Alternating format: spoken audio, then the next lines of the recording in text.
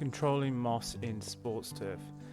Welcome back to the International Greenkeepers Fire YouTube channel. In this video we're discussing the persistent issue that you'll probably face at some point in your career: controlling moss in sports turf. Moss invasion isn't just a problem for poorly maintained pitches. Even with intensive care programs like scarification, aeration, soil modification and overseeding, turf can still be troubled by moss. Why is this happening? It's possible that chemical controls are either not being applied accurately enough or they're being used at the wrong time in the moss plant life cycle, and in some cases moss may be becoming more resistant to these chemical controls. There are two key periods of moss growth each year. The first is in the spring, and the second comes after the compaction of soil surfaces during the summer months. After a dry summer, as soon as the soil becomes moist again, moss can rapidly take hold. It's essential to control germinating moss spores before you start scarification. If left unchecked, these spores will spread through vegetative reproduction, leading to a second crop of moss later in the year. And you'll probably only budget for one moss invasion per year, not two. Let's talk cultural practices for controlling moss.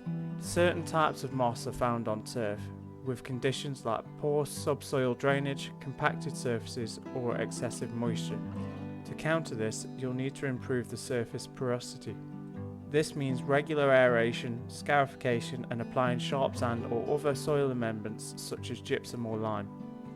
Soil impoverishment can lead to moss growth by creating conditions where grass coverage is sparse. Applying fertilizers such as sulphate of ammonia mixed with ferrous sulphate or superphosphate can help thicken the sward and outcompete moss. Timing is key. Apply fertilizers during periods of maximum growth, typically from February to October in the northern hemisphere.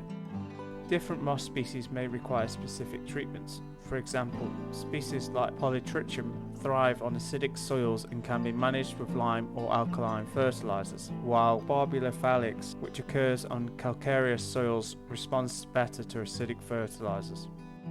Now let's look at non-cultural methods. These are effective only when combined with good cultural practices. Simply killing moss with chemicals isn't enough. You'll need to remove the dead moss and overseed the turf to improve grass coverage. In some cases, even well-managed turf can experience temporary moss outbreaks due to wet weather or cold conditions. Here, a chemical treatment might be necessary. The traditional chemicals for moss control are sulphate of iron, also known as ferrous sulphate. It provides a quick kill and is cost-effective, but is not long-lasting.